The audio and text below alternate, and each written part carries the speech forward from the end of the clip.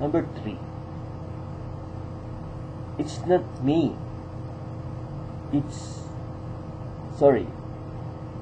Number 3. It's not you. It is me. Wow. Yan ang dialogue ni Marica Reyes sa commercial na KFC Hot and Spicy Chicken. Remember? It is not you. It's me. So, ayun na. It's not you, it's me. Hindi ikaw ang problema. Ako. Mga tamang alibay. Kaya kung ako sa'yo, gayahin mo yung kapartner niya. Mga kapartner ni Marica Reyes sa TV at sumagyan na lang, naangan ka nga lang. Naangan. Maangan na salita niya sa'yo.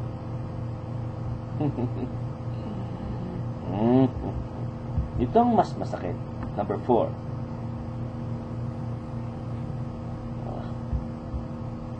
Hindi na kita mahal.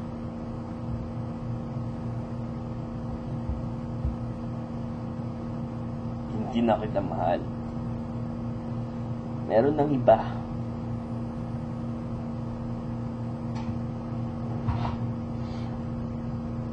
Hindi na kita mahal. Meron ng iba.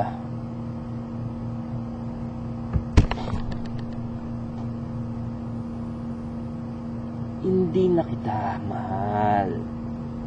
Meron ng iba. Paano ba talaga sabihin to? Hirap, no? Kasi maarte ka lang na hindi ganito eh. Hindi na kita mahal. Meron ng iba. Pangit pa rin. Sige, alam mo, sabihin mo na lang sa sarili mo ganito. Hindi na kita mahal. Meron ng iba. Walang dating. Kainis. Hindi makarelate. Sorry. Anyway, continue. From MC Twain.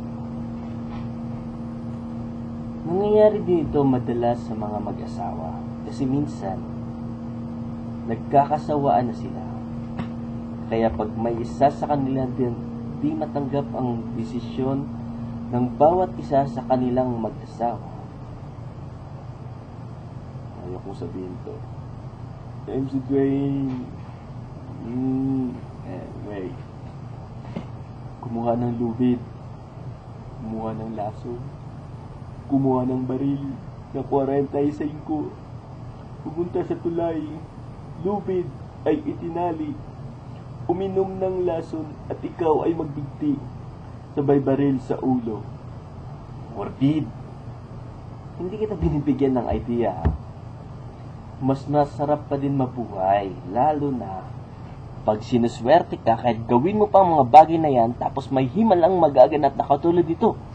Nang magbaril ka sa ulo, ito'y tumaplis. Tinamaan ng lubid. Kaya nalagot ito sa kinapitang tulay. At ikaw ay nahulog sa ilog. At nakainom ka ng tubig.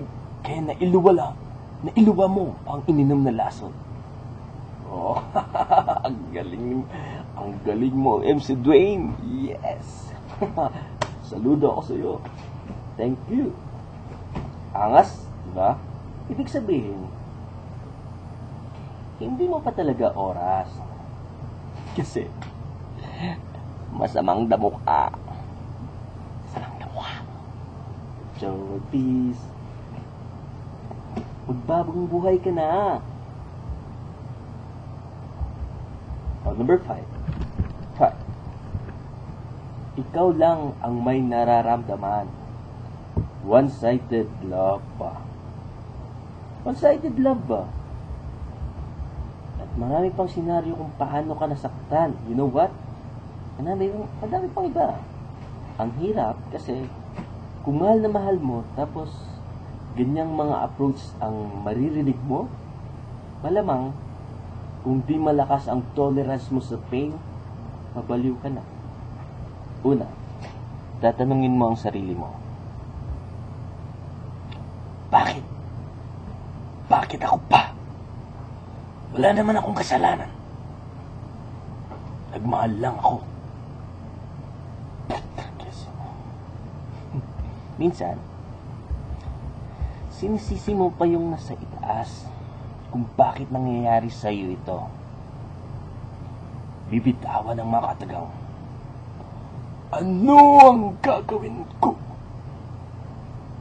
Bigla na lang tutulo ang luha. Bababa ang titingin. Bababa ang tingin mo sa sarili mo. Isipin mo, unlikable ka. Loser. You're such a loser. Sabi ni Michael, you're such a loser, Yaya. Si Ogie pala yun. Walang kwenta, walang kasing pangit, at wala nang nagtsatsagang magmahal sa'yo. In all that crap na puro pa sa self-pity, lalo na lang ginawa sa sarili mo. Sadyang nakakababa talaga ng self-esteem pag yung taong gusto mo, hindi mo makauwi kahit anong gawin mo. Mahirap kalaban ng puso, lalo ng ego. Yung iba, gagawa ng paraan para mawala ang sakit na nararamdaman. Mawala! Yung dati good girl, ngayon ang tawag sa kanya, good girl can bad. Sisirain ng sarili dahil lang dun. Kung lalaki naman siya, good boy, naging bad boy. Well,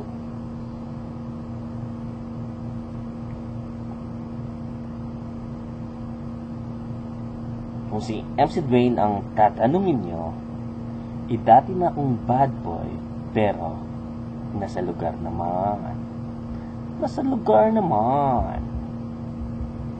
Yung iba, maglalasing, lulunurin ng sarili sa alak para mawala yung sakit na naramdaman. Mawala ang sakit na nararamdaman. Pero pagkising mo bukas, doble ang balik sa'yo.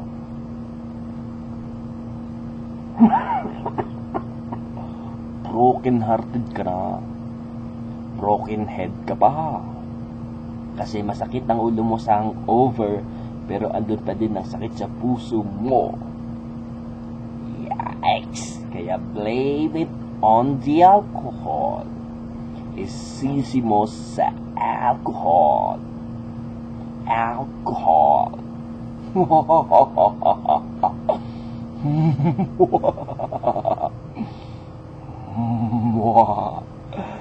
Yung iba naman,